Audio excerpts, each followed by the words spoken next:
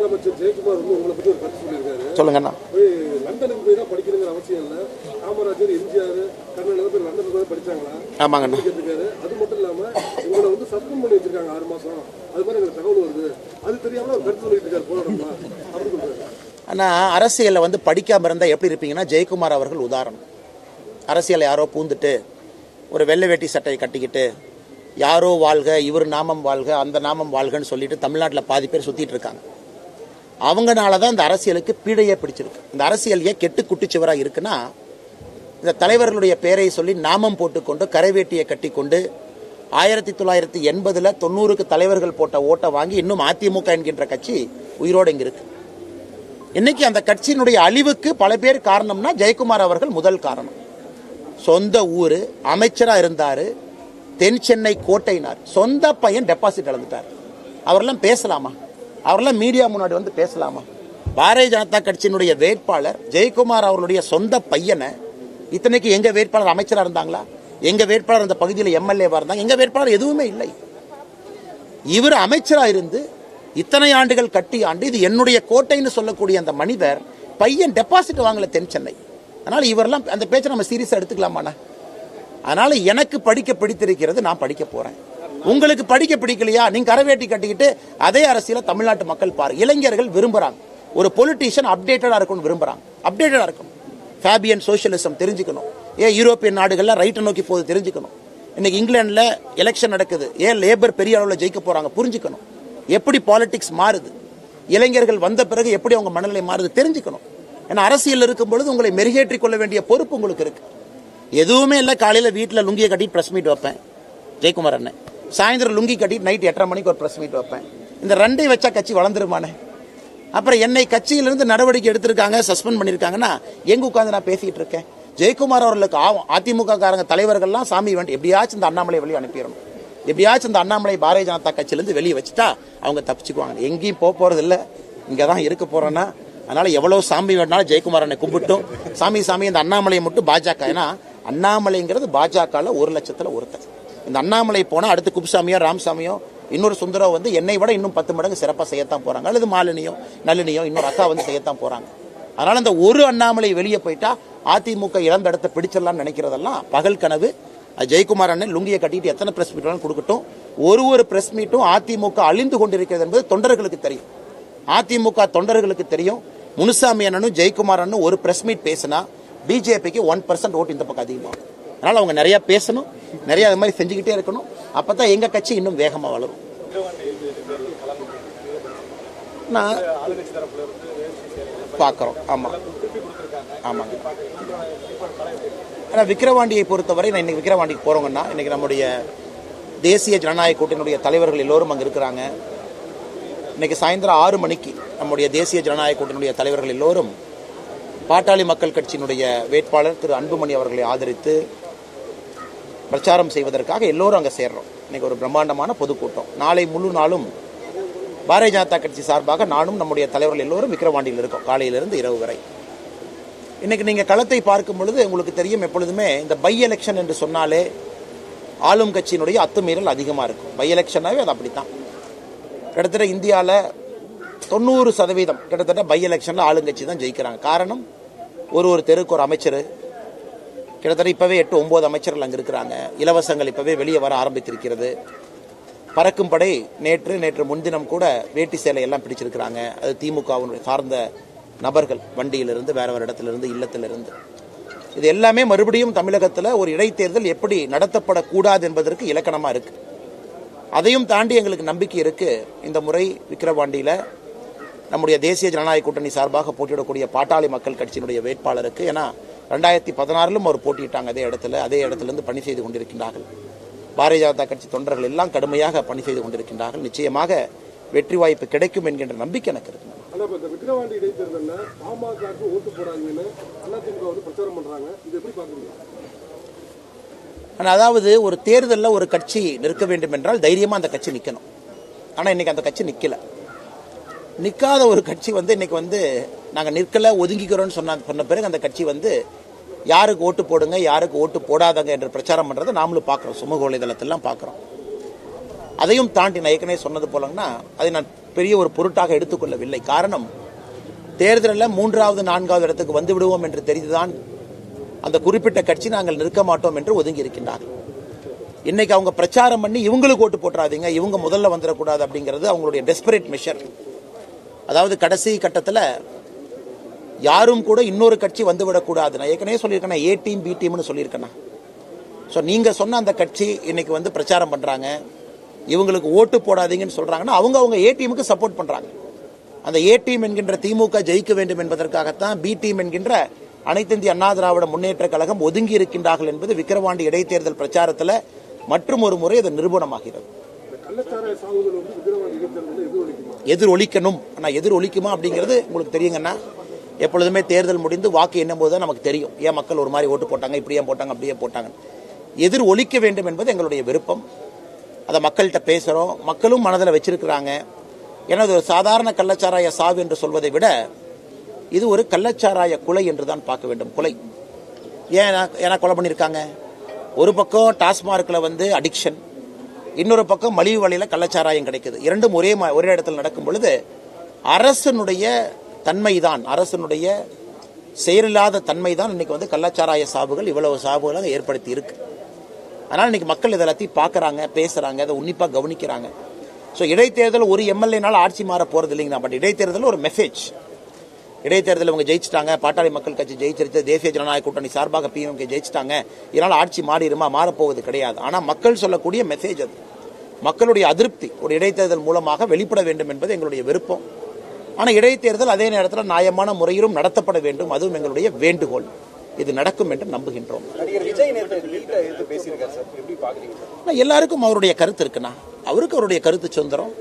அரசியலுக்கு வர்றாங்க, மக்கள் முன்னாடி நடிகர் விஜய் அவர்கள் அவருடைய கருத்தை வைக்கிட்டோம். வரேண்ணா, அதுக்கு 2வது வரேங்கண்ணா. ஸோ நீட்ட தேவை பொறுத்தவரை அவருடைய கருத்து என்ன இருக்கோ அது சொல்லட்டும். அது உதாரணத்துக்கு தேசிய ஜனநாயக கூட்டணிக்குள் இருக்கக்கூடிய பாட்டாளி மக்கள் கட்சிக்கும் நீட்டை பற்றி மாற்று கருத்து இருக்கு. அது ஒரு ஆரோக்கியமான அரசியல்ல எல்லா கருத்துக்களும் இருக்கட்டும், அதை பற்றி பிரச்சனை இல்லை. அதே நேரத்தில் பாரதிய ஜனதா கட்சி நீட்டினுடைய எங்களுடைய ஆதரவு இன்னும் வலிமையாக நாங்கள் வைத்திருக்கின்றோம். காரணம் ஸ்டாட்டிஸ்டிக்ஸ் நம்பர், நீட்டில் யாரெல்லாம் பாஸ் ஆகிருக்கிறாங்க, எத்தனை பேர் போயிருக்கிறாங்க நீங்கள் பார்த்தீங்கன்னா நம்பர் பொய் சொல்ல போகிறது இல்லை. ஆனால் நாங்கள் வந்து ஆதாரத்தின் அடிப்படையில் நீட்டை சப்போர்ட் பண்ணுறோம். ஆதாரத்தின் அடிப்படையில் நீட் யாருக்கும் எதிரானது இல்லை என்பது 2016 ஒரு ஆண்டும் கூட புரிவாது. இந்த வருஷம் எடுத்துக்கங்க, 59% pass mark, highest pass percentage இந்த last 5 years. All India toppers தமிழ்நாட்டிலிருந்து. போன ஆண்டை போல இந்த ஆண்டும் அதிகமாக நீட்டு மாணவர்கள் அரசு பள்ளியிலிருந்து அரசு மருத்துவக் கல்லூரிக்கு போக போகிறாங்க. நாங்கள் திரும்ப கேட்கறது, இன்னைக்கு சட்டப்பேரவையில் 2-3 முறை திராவிட முன்னேற்ற கழகத்தினுடைய அரசு நீட்டை எதிர்த்து தீர்மானம் கொண்டு வந்திருக்காங்க.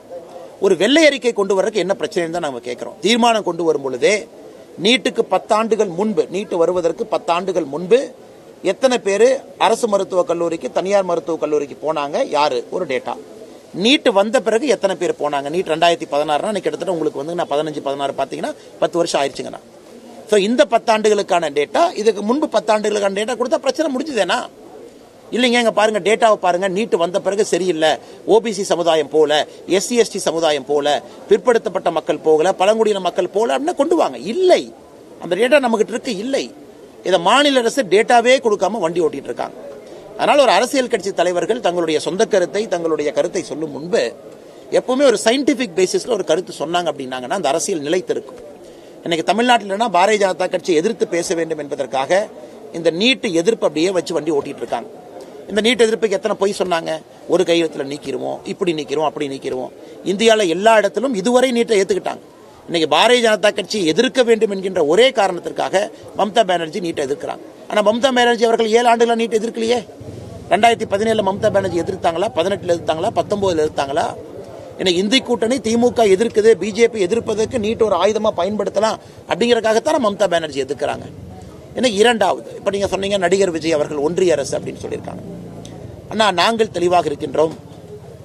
யார் என்ன வேண்டுமானாலும் சொல்லிக் கொள்ளட்டும். இந்தியாவுடைய அரசியலமைப்பு என்ன உணர்த்தது? இந்த கட்சிகள் எல்லாமே 2021 முன்னாடி ஒன்றியங்கிற வார்த்தை வந்துச்சா? இல்லை. ஆனா இன்னைக்கு விஜய் அவர்களும் கூட திமுக சார்ந்த அரசியல் நான் கையில் எடுக்க போறேன்னா மோஸ்ட் வெல்கம், நோ ப்ராப்ளம். திமுக சார்ந்த அரசியல் எல்லாம் கையில் எடுத்தாங்கன்னா பாரதிய ஜனதா கட்சி மட்டும் தனித்திருக்கும். எங்களுக்கு அது சந்தோஷம். ஏன்னா எங்களுடைய இடத்துல நாங்கள் விளையாட போறோம். ஸோ விஜய் அவங்களும் திமுக எடுத்திருக்கக்கூடிய அப்படியே அந்த கொள்கை முடிவை சார்ந்து போறாங்க, போகட்டும் சந்தோஷம். திமுக அங்கேயே இருக்கட்டும், போட்டு சந்தோஷம். அதிமுகவும் அந்த பக்கம் இருக்கிறாங்க, சந்தோஷம்னா எங்களுடைய அரசியல் இன்னும் எளிமையாகுது. ஏன்னா பாருங்க, பெரும் தலைவர்கள்லாம் இருக்கிறாங்க. இன்னைக்கு பாரதிய ஜனதா கட்சியினுடைய அரசியல் மட்டும் தனித்து இருக்கு. அது எங்களுக்கு இன்னும் சந்தோஷம். 4 முனை போட்டியாக வரும்பொழுது தமிழகத்தில் 25% ஓட்டு வாங்கினா எம்எல்ஏ ஆயிரலாம். அதான் 2026 தேர்தலுடைய தாக்கம். அப்ப பாரதிய ஜனதா கட்சி சித்தாந்தம் மட்டும் தனித்திருக்கும். இங்க இருக்கக்கூடிய எல்லா கட்சிகளும் ஒன்றிய அரசு, எல்லா கட்சிகளும் நீட் எதிர்ப்பு, எல்லா கட்சிகளும் இப்படியே, எல்லா கட்சிகளுக்கும் இருமொழி கொள்கை, எல்லா கட்சிகளும் அப்படி இருக்கட்டும். அவங்க மிச்சிருக்கக்கூடிய 40% ஓட்டை பிரிச்சுக்கிட்டோம். ஆனா தமிழகத்தில் எத்தனையோ சதவீத மக்கள் இன்னைக்கு 3 மொழி வேணும்னு கேட்கிறாங்க. 3வது மொழி எனக்கு பிடித்த மொழி வேண்டும் என்று கேட்கின்றார்கள். அது இந்தியா இருக்கட்டும், கன்னடமா இருக்கட்டும், தெலுங்கா இருக்கட்டும். தமிழ்நாட்டில் எத்தனையோ மக்கள் நீட்டு வேண்டும் என்று சொல்கின்றாங்க. அவங்க எல்லாம் பாரதிய ஜனதா கட்சியின் பக்கம் தானே வரப்போறாங்க. அதனால் இது எங்களுடைய அரசியலுக்கு இன்னும் பலமாக நான் பார்க்கின்றேன். விஜய் அவர்களாக இருக்கட்டும், தொடர்ந்து திமுக சார்ந்த கொள்கைகளை அவர்கள் எடுக்க எடுக்க எடுக்க தமிழகத்தில் பாரதிய ஜனதா கட்சிக்கு உட்பட்ட எங்களுடைய வாக்கு, எங்களுடைய அங்கீகாரம் இருக்கக்கூடிய மக்களுடைய எங்கள் மேல் வைக்கக்கூடிய நம்பிக்கை எங்களுக்கு அது ஆதரவாக வந்துகிட்டு தான் இருக்கும். அதனால் இது அரசியல் கட்சி தலைவராக நீங்கள் விஜயோட கமெண்ட் என்னன்னு கேட்டீங்கன்னா நான் வரவேற்புன்னு தான் சொல்லுவேன். ஏன்னா எங்களுடைய அரசியலுக்கு அது நல்லது, அது எங்களுடைய கட்சி வளர்ச்சிக்கு அது நல்லது தான். ஆனால் ஒரு சாதாரண மனிதனாக அந்த கருத்தை பார்த்தீங்கன்னா அது சரியில்லாத கருத்து என்று சொல்லுவேன். இன்னும் கொஞ்சம் சயின்டிபிக் டேட்டாவை பார்த்து அவங்க சொன்னாங்கன்னா, பேசினாங்கன்னா சிறப்பாக இருக்கும் என்பது எங்களுடைய கருத்துங்கண்ணா. அண்ணா மொழி சொல்லுங்கண்ணா. சரி,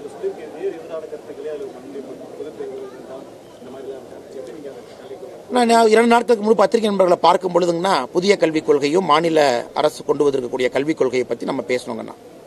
அன்னைக்கு பேசினதை மறுபடியும் நான் உங்களுக்கு ரீகால் பண்ணி மறுபடியும் சொல்ல வேண்டிய கட்டாயத்தில் நான் இருக்கேங்கண்ணா.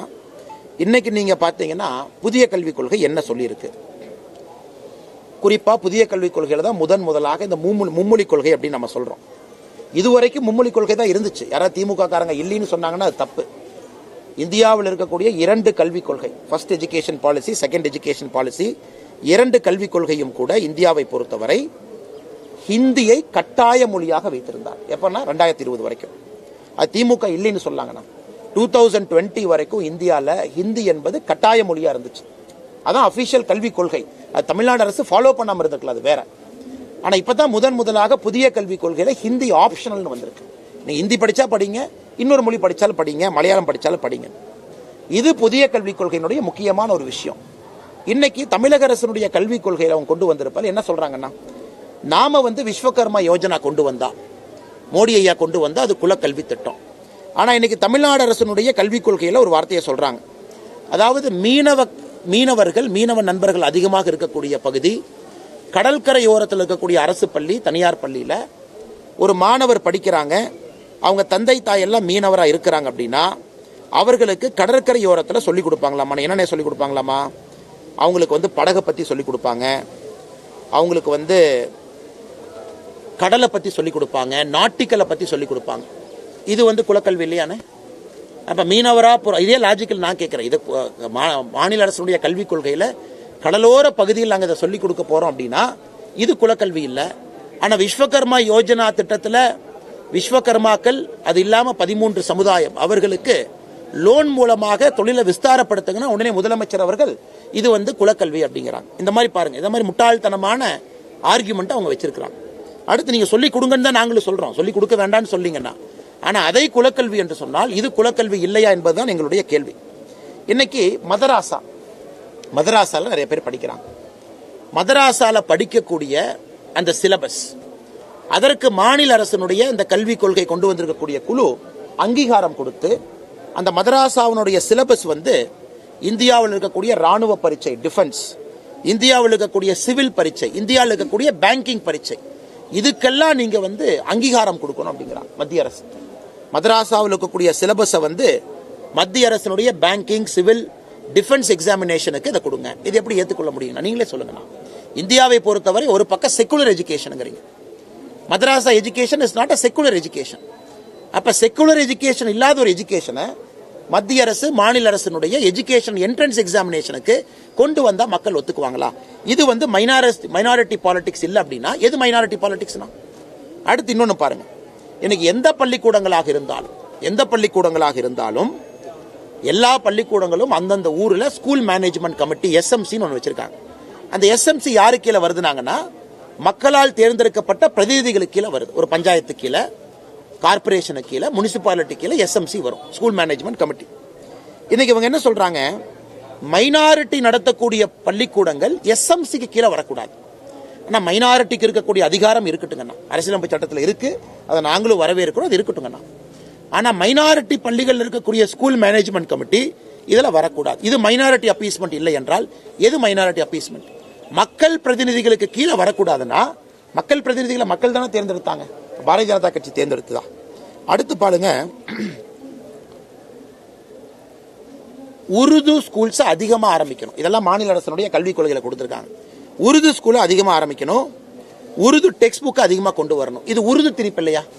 ஹிந்தி திணிப்புன்னு சொல்லக்கூடிய திமுக அரசு உருது பள்ளிகளை அதிகமாக ஆரம்பியுங்கள், உருது டெக்ஸ்ட் புக்கை கொண்டு வாங்கன்னு சொல்றாங்க. இது உருது திணிப்பு இல்லையா? எஜுகேஷன் ஒரு பக்கம் செக்குலரா இருக்கணும், ஒரு பக்கம் எல்லாருக்கும் சமமா இருக்கணும், அந்தந்த மதம் சார்ந்த பள்ளிக்கூடங்கள் இருக்கணும். ஆனா அதை நீங்க என்ன பண்றாங்க, சிஸ்டமிக்கா அதை உள்ள கொண்டு வர பாக்குறாங்க. நார்மல்சி ஆஃப் எஜுகேஷன் உள்ள கொண்டு வந்து ஒரு என்ட்ரன்ஸ் எக்ஸாமினேஷன் பரீட்சையில மதராசா பள்ளிக்கூடங்களுடைய சிலபஸை கொண்டு வரணும்னா எப்படி இதை ஏத்துக்குவீங்கன்னா? அப்புறம் மத்திய அரசுடைய கல்விக் கொள்கை, புதிய கல்விக் கொள்கை என்ன இருக்கோ அப்படியே கட் காப்பி பேஸ்ட். பக்கம் 13 4வது சரத்துல நாம தாய்மொழி தான் மூலதனமா இருக்கணும் டில் கிளாஸ் 5, முடிஞ்ச வரைக்கும் கிளாஸ் 8 கொண்டு போங்க, அதான் மீடியம் ஆஃப் இன்ஸ்ட்ரக்ஷன். இன்னைக்கு முதலாக இத்தனை ஆண்டுகள் கழித்து தமிழை வைத்து பிழைப்பு நடத்துகின்ற திராவிட முன்னேற்ற கழகம் 2024 கல்விக் கொள்கையில முதலா சொல்றாங்க தமிழை பயிற்று மொழியா கொண்டு வாங்க. இத்தனை காலமாக அது கிடையாது. அது பேஜ் நம்பர் 1ல. டெக்னாலஜி புதிய கல்விக் கொள்கை நம்மளுது, பேஜ் நம்பர் 40 பக்கம் 13. எல்லா கிளாஸ் ரூம்லயும் டெக்னாலஜி 8 இருக்கணும். மாநில அரசு கல்விக் கொள்கை பக்கம் 12. இன்க்ளூசிவ் எஜுகேஷன், ஜாதி வேற்றுமை இருக்கக்கூடாது, மொழி வேற்றுமை இருக்கக்கூடாது, ஆண் பெண் வேற்றுமை இருக்கக்கூடாது. நாம சொல்றது இன்க்ளூசிவ் எஜுகேஷன் பக்கம் 24. தமிழக அரசு பக்கம் 23 இன்க்ளூசிவ் எஜுகேஷன். கிரிட்டிக்கல் திங்கிங், வெறும் படிச்சுட்டு வாமிட் எடுக்காம கொஞ்சம் புத்தி கூர்மையாக யோசிச்சு அந்த கல்வியை பயன்படுத்தணும். பேஜ் நம்பர் 12 4 நம்மளுது. மாநில அரசு பேஜ் நம்பர் 7. லைப்ரரி, எல்லா இடத்துலையும் லைப்ரரி ஓபன் பண்ணணும், குழந்தைகளுக்கு லைப்ரரி படிக்கிறத ஊக்குவிக்கணும். பேஜ் நம்பர் 52 புதிய கல்விக் கொள்கை, இவங்க பேஜ் நம்பர் 13. அலுமினி என்கேஜ்மெண்ட், ஒரு பள்ளிக்கூடத்தில் இத்தனை ஆண்டுகளா படித்த குழந்தைகளை கண்டுபிடிச்சு ஒரு அலுமினி டேட்டாபேஸை கண்டுபிடிச்சு அவங்கள வருஷத்துக்கு ஒருக்கா பள்ளிக்கூடத்திற்கு அழைத்து ஒரு அலுமினி வச்சு என்கேஜ் பண்ணணும். புதிய கல்விக் கொள்கை பக்கம் 11 ஷரத்து 3. மாநில அரசுடைய கல்விக் கொள்கை பக்கம் 14. அடல்ட் எஜுகேஷன் சென்டர் AEC அப்படின்னு ஒன்று கொண்டு வர்றோம். இதன் மூலமா வொகேஷனல் ட்ரைனிங், புதிய கல்விக் கொள்கை பக்கம் 52. இதே அடல்ட் எஜுகேஷன் சென்டரை மாநில அரசு அடல்ட் லிட்ரஸி சென்டர்னு மாத்திருக்கிறாங்க. அங்க AEC, இங்க ALC அப்படிங்கிற பேரு பக்கம் 15. அடுத்து மைக்ரண்ட் லேபரர்ஸ், இங்க இருக்கக்கூடிய நார்த் இந்தியன் லேபரர் திருச்சியில் இருந்தாலும் கூட அவர்களுக்கும் நம்முடைய குழந்தைகளுக்கு ஈடாக ஒரு பள்ளிக்கூடத்தில் அந்த குழந்தையை படிக்க வைக்கணும், சீட்டு கொடுக்கணும். இது மத்திய அரசுடைய கொள்கை பக்கம் 10. மாநில அரசு இதே கொள்கை எடுத்திருக்கிறாங்க பக்கம் 23. பேசிட்டே போலாங்க ஸ்போர்ட்ஸ். அதனால இதை கம்பேர் பண்ண ஆரம்பிச்சீங்கன்னா புதிய கல்விக் கொள்கை என்பது மத்திய அரசுடைய கல்விக் கொள்கை எடுத்து அவங்களுக்கு இருக்கக்கூடிய 2 எக்ஸாமினேஷன், சரிப்பா அவங்க டேர்ம் எக்ஸாமினேஷனை மாத்திருக்காங்க மத்திய அரசு, கிளாஸ் 3 கிளாஸ் 5 கிளாஸ் 8 கொண்டு வந்திருக்காங்க, அதை அப்போஸ் பண்ற மாதிரி பண்ணு, மதராசா பள்ளிக்கூடத்தை சிஸ்டமைஸ் பண்ணு, உருது பள்ளிக்கூடத்தை அதிகமா ஆரம்பி, இந்த மாதிரி ஒரு 4 தெளிச்சுட்டு இது ஒரு வித்தியாசமான கல்விக் கொள்கை அப்படின்னு தூக்கிட்டு வந்திருக்கிறாங்க. இதுல இன்னைக்கு குழந்தை ஃபர்ஸ்ட் கிளாஸ் எக்ஸாம் எழுது, இன்னைக்கு குழந்தை செகண்ட் கிளாஸ் எழுதுது. திமுக 5 முறை முதலமைச்சர்களாக இருந்திருக்கிறாங்க. கலைஞர் கருணாநிதி அவர்கள் 5 முறை இருக்கிறாங்க, 6வது முறை ஸ்டாலின் ஐயா இருக்கிறாங்க. இத்தனை காலமா ஃபர்ஸ்ட் எக்ஸாம் பாஸ் பண்ணாதான் செகண்ட் பாஸ் பண்ணா தேர்டு, இப்படிதான் வண்டி 5 வருஷமா ஓட்டிட்டு இருந்தாங்க. முதலாக மோடி அவர்கள் வந்துதான் ஃபர்ஸ்ட் செகண்ட் தேவையில்லை தேர்டுக்கு போலாம், 4th 5th தேவையில்லை 6th போலாம், இது தேவையில்லை 8th போலாம் நாங்க சொன்னதை அப்படியே அவங்க எடுத்துட்டு ஐயோ நாங்களும் பரீட்சையெல்லாம் வைக்க மாட்டோம் அப்படி இத்தனை வருஷமா ஏன் சொல்லல? 5 முறை நீங்கள் ஆட்சியில் இருந்த போது சொல்லியிருக்கலாமே, 5 முறை ஆட்சியில் இருக்கும் பொழுது தமிழ் பயிற்று மொழின்னு சொல்லியிருக்கலாமே. அது ஏன் புதிய கல்விக் கொள்கை வந்ததுக்கு அப்புறம் அதுவும் 4 வருஷம் கழிச்சு அதை கொண்டு வர்றீங்க? இன்னைக்கு மதராசா பள்ளிக்கூடத்தினுடைய சிலபஸை டிஃபென்ஸ் சிவில் பேங்கிங் எக்ஸாமினேஷன் தமிழக மக்கள் ஏத்துக்கிறீங்களா? நாங்க வைக்கக்கூடிய கேள்வி. திமுக கூட்டல் இருக்கக்கூடிய கட்சிகள் நீங்க ஏத்துக்கிறீங்களா? அப்ப அந்த சிலபஸ் படிக்காம ஒரு பையன் போறானா, அதுல வர்ற 2 கேள்விகள் இந்த பையனுக்கு தெரியலனா இந்த தம்பியை போய் மதராசா பள்ளியில போய் படிச்சுவாங்கன்னு சொல்லாமா? இதெல்லாம் ஏத்துக்குவீங்களா? இது ஒரு மைனாரிட்டி அப்பீஸ்மெண்ட் இல்லை அப்படின்னா எது மைனாரிட்டி அப்பீஸ்மெண்ட்? அதனால் பத்திரிகை நண்பர்களுக்கு எங்களுடைய அன்பான வேண்டுகோள், மாநில அரசினுடைய கல்விக் கொள்கையை இன்னும் மக்கள் தீர்க்கமாக பார்க்கணும். எதுவுமே இல்லாமல் மத்திய அரசினுடைய கல்விக் கொள்கை எடுத்து அப்படியே கட்டு காப்பி பேஸ்ட் அடிச்சுட்டு அரசியலுக்காக 2 விஷயத்தை அப்போஸ் பண்ணிட்டு இதை வைத்து மறுபடியும் ஒரு அரசியல் நாடகம் போட பார்க்குறாங்க. முன்னாள் அமைச்சர் ஜெயக்குமார் உங்களை பத்தி ஒரு கருத்து சொல்லியிருக்காரு. சொல்லுங்கண்ணா. லண்டனுக்கு போய் தான் படிக்கணுங்கிற அவசியம் இல்லை, காமராஜர், எம்ஜிஆர், கருணாநிதி பேர் லண்டனுக்கு போய் படிச்சாங்களா? ஆமாங்கண்ணா. அது மட்டும் இல்லாம உங்களை சஸ்பெண்ட் பண்ணி வச்சிருக்காங்க 6 மாசம். அது மாதிரி எங்களுக்கு தகவல் வருது. அது தெரியாம ஒரு கருத்து சொல்லிட்டு இருக்காரு போராடமா அப்படி சொல்றாரு. ஆனா அரசியல்ல படிக்காம இருந்தா எப்படி இருப்பீங்கன்னா, ஜெயக்குமார் அவர்கள் உதாரணம். அரசியல் யாரோ பூந்துட்டு ஒரு வெள்ளை வேட்டி சட்டையை கட்டிக்கிட்டு யாரோ வாழ்க, இவர் நாமம் வாழ்க, அந்த நாமம் வாழ்கன்னு சொல்லிட்டு தமிழ்நாட்டில் பாதி பேர் சுத்திட்டு இருக்காங்க. அவங்கனால தான் இந்த அரசியலுக்கு பீடையே பிடிச்சிருக்கு. இந்த அரசியல் ஏன் கெட்டு குட்டிச்சுவராக இருக்குன்னா, இந்த தலைவர்களுடைய பெயரை சொல்லி நாமம் போட்டுக்கொண்டு கரைவேட்டியை கட்டி கொண்டு 1980 90க்கு தலைவர்கள் போட்ட ஓட்டை வாங்கி இன்னும் அதிமுக என்கின்ற கட்சி உயிரோடு இங்க இருக்கு. இன்னைக்கு அந்த கட்சியினுடைய அழிவுக்கு பல பேர் காரணம்னா ஜெயக்குமார் அவர்கள் முதல் காரணம். சொந்த ஊரு, அமைச்சரா இருந்தாரு, தென் சென்னை கோட்டையினார், சொந்த பையன் டெபாசிட் இழந்துட்டார். அவரெல்லாம் பேசலாமா? அவரெல்லாம் மீடியா முன்னாடி பேசலாமா? பாரதிய ஜனதா கட்சியினுடைய வேட்பாளர் ஜெயக்குமார் அவர்களுடைய சொந்த பையனை, இத்தனைக்கு எங்க வேட்பாளர் அமைச்சரா இருந்தாங்களா? எங்க வேட்பாளர் அந்த பகுதியில் எம்எல்ஏவா இருந்தாங்க? எங்க வேட்பாளர் எதுவுமே இல்லை.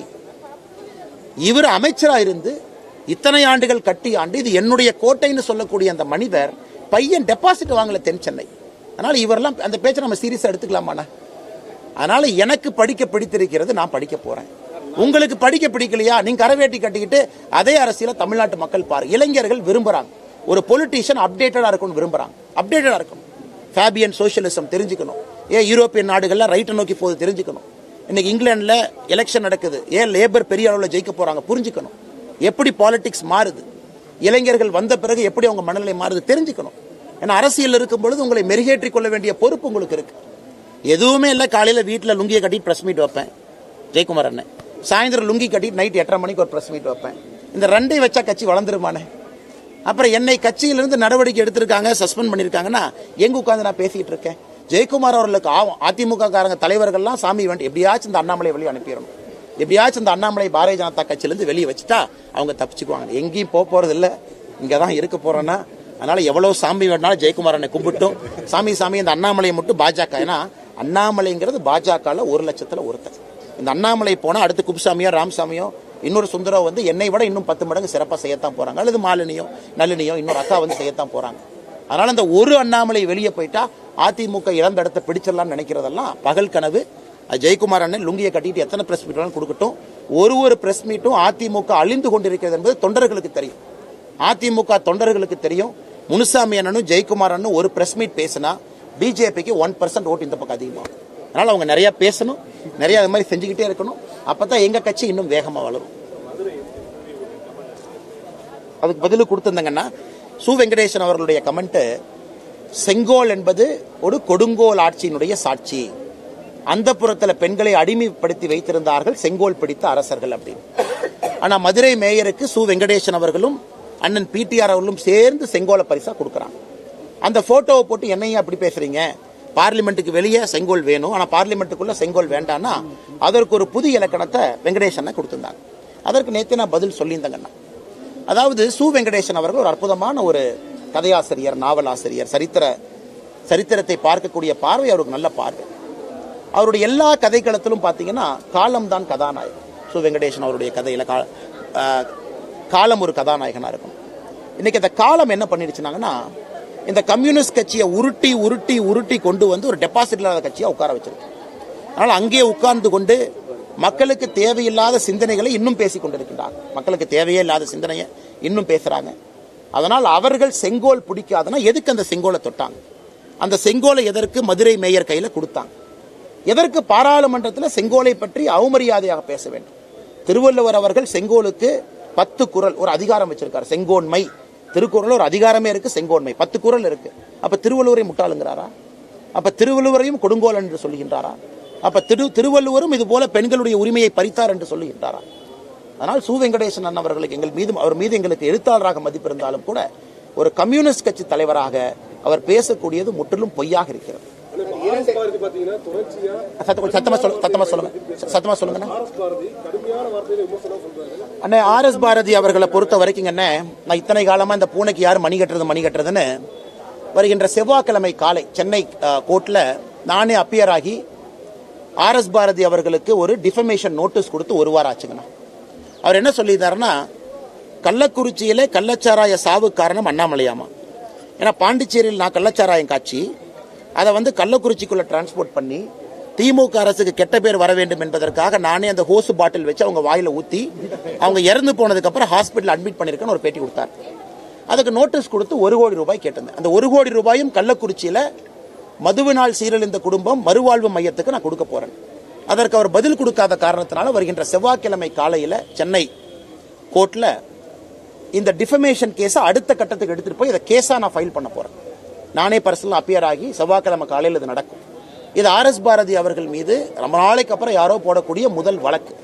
இது எங்க போய் முடியுதுன்னு பார்க்கலாங்க. இந்த டிஃபமேஷன் கேஸை லாஜிக்கல் எண்டுக்கு நான் எடுத்துட்டு தான் போறேன். இது விட போறது இல்லை. ஏன்னா இந்த மனுஷனை யாரும் இது செய்யாதனால அடுத்து நான் மைக்கு பிடிச்சு இன்னொன்னு சொல்றாரு, நாய் கூட பிஏ வாங்கலாமா, அந்த பிஏ வாங்கினா மரியாதை இல்லையாமா, நாய் கூட வாங்கலாமா அப்படின்னு இவங்க நினைக்கிறாங்கன்னா இந்த பிஏ வாங்குறது உதயநிதி ஸ்டாலின் மாதிரி அண்ணா யூனிவர்சிட்டிக்கு போகாம எங்கேயோ பரீட்சை எழுதி வாங்குறது, டிகிரியே இல்லாமல் இவங்க பாட்டு டிகிரி வாங்குறது. இங்கே பிஏ படிக்கிறவங்களாம் கஷ்டப்பட்டு டவுன் பஸ்ஸில் போய் ஏறி இறங்கி வெயில் நடந்து ஏதோ ஒரு ஜெராக்ஸ் கடையில் புக்கை ஜெராக்ஸ் போட்டு அதை கஷ்டப்பட்டு படித்து அந்த குடும்பத்தில் முதல் தலைமுறையாக டிகிரி படித்து உருண்டு பிறண்டு படிக்கிறவங்கலாம் நாயாமா. ஆனால் இவங்க மாதிரி எங்கேயா டிகிரி வாங்கியிருக்காங்கன்னா யாருக்கு தெரியாது. உதயநிதி ஸ்டாலின் எந்த காலேஜுக்கு போனார் யாருக்கு தெரியாது. அவர் எக்ஸாம் எழுதின யாராச்சும் பார்த்தீங்களா யாருக்கு தெரியாது. இல்லை ஸ்டாலின் ஐயா எங்கே போய் படித்தார் யாருக்கும் தெரியாது. ஆனால் இந்த கட்சியை சார்ந்தவர்கள் மேடையில் மைக் எடுத்து இந்த மாதிரி பிஇ வாங்கினவங்களாம் நாய். அதனால தொடர்ந்து பேசிக்கிட்டே இருக்காங்கண்ணா. இதற்கு ஒரு இடத்துல மணிக்கட்டி ஆகணும். அதனால தான் நான் முடிவு செய்திருக்கின்றேன், இந்த கள்ளக்குறிச்சியில் என்னை பற்றி பேசி அவதூறு இன்னைக்கு வழக்காக நான் முன்னெடுக்க போகின்றேன். எப்பவுமே நோட்டீஸ் கொடுப்போம், நோட்டீஸ்க்கு அப்புறம் ஆக்ஷன் எடுக்க மாட்டோம். ஆனால் அது வழக்காக செவ்வாய்க்கிழமை மாற்றி கொண்டு போறோங்கண்ணா. ஆமாங்கண்ணா. அண்ணா நீங்கள் பாருங்க, ஒரு காலத்தில் மேயர்னா எவ்வளோ மரியாதைங்கண்ணா. இன்னைக்கு இந்த 2 மேயர்ல ஒரு மேயர் கோயம்புத்தூரை சார்ந்த மேயர். எதுக்கு? அந்த மேயருடைய சொந்த வார்டில் நம்ம கட்சி 300 ஓட்டு ஜாஸ்தியாக வாங்கிடுச்சாங்க. காரணம், அந்த மேயருடைய சொந்த வார்டில் நம்ம பிஜேபி நம்ம கட்சிக்காரங்க உழைத்து நம்ம வேட்பாளர் அந்த இடத்துல 300 ஓட்டு அதிகமாக வாங்கிட்டாராமா. அந்த ராஜ்குமார் வரவட உடனே திமுக ஒரு கோஷ்டி இந்த மேயர் செந்தில் பாலாஜி ஆள், அதனால இவரை தூக்குங்க. எப்படி 300 ஓட்டு இவங்க வாங்கியிருக்கலாம், ஒரு அண்ணாமலைக்கு அவங்க உதவி பண்ணியிருப்பாங்களா இப்படின்னு ஒரு புரளி கோயம்புத்தூர். இன்னொரு பக்கம் மேயருடைய கணவர் கரப்ட் அப்படின்னு ஒரு புரளி. இன்னொரு பக்கம் இந்த மேயர் சரியில்லை ஒரு புரளி. ஆனால் மொத்தமாக சொல்லணும்னா திமுக கட்சியே சரியில்லை. அந்த மேயரை மாற்றினா எப்படி ஆச்சு? அந்த திருநெல்வேலி மேயர் நீங்கள் சொன்னீங்கல்ல, இன்னொன்று திருநெல்வேலி மேயர் இல்ல, அந்த மேயரை நீக்கணும் திமுக காரனே கையெழுத்து போட்டு திமுகவினுடைய கவுன்சிலர்ஸே கையெழுத்து போட்டு நீக்கணும் இருக்காங்க. அந்த மேயர் தானே திருநெல்வேலியில் வெள்ளம் வந்தபோது சேலத்தில் போய் பந்தல் போட்டுட்டு இருந்தார், அவர் தானே அது. அதனால் தமிழகத்தை பொறுத்த வரைக்கும் எல்லா மேயரையும் நீக்கிட்டீங்கன்னா நாங்கள் நிம்மதியாக இருக்கும். நீங்கள் 2 மேயரை மட்டும் நீக்காதீங்க, எல்லா மேயரையும் நீக்கிட்டீங்கன்னா அந்த மேயர் ஆஃபீஸ்க்கு ஒரு அழகு வரும், மேயர் ஆஃபீஸ்க்கு ஒரு கம்பீரம் வரும். இந்த கரப்ஷன் இல்லாமல் மக்கள் நிம்மதியாக போய் கார்பரேஷன் மாநகராட்சியில் வேலையை முடிச்சுட்டு வருவாங்க. அதனால் எங்கள் அன்பை வேண்டுகோள், ஏன் 2 பேர்த்த நீக்கிறீங்க, எல்லாத்தையும் நீக்கிட்டா உங்களுக்கு புண்ணியமாக போகும். சரி, நன்றி அண்ணா. அண்ணா மணி சொல்ல சத்தமா எப்பா சாமி முத்துசாமி அண்ணா இன்னைக்கு அண்ணா அப்படியா அண்ணா? நான் கவனிக்கல. தீபாவளிக்கு டெட்ரா பாட்டில் எங்க போய் முடியும்னு தெரியலண்ணே. இன்னைக்கு கடைசியில் பார்த்தீங்கன்னா அந்த வீட்டுக்கு மோடி ஐயா பை போட்டு தண்ணி கொடுக்குறோம். இவங்க நீ வீதிக்கு பை போட்டு விட்டுருவாங்க. அந்த பைப்பை திறந்து அப்படியே காலையில் குடத்துல பிடிச்சி குடிச்சுக்கங்கன்னு. அதனால நான் மக்கள் பார்த்துக்கிட்டு இருக்காங்கண்ணே. ஒரு பக்கம் நம்ம காமெடியா பேசினாலும் கூட எங்களுடைய ஆதங்கம் மக்கள் இதையெல்லாம் பார்த்து வாக்களிக்க வேண்டும் என்பது எங்களுடைய ஆதங்கம். நன்றி அண்ணா. தேங்க்ஸ் அண்ணா.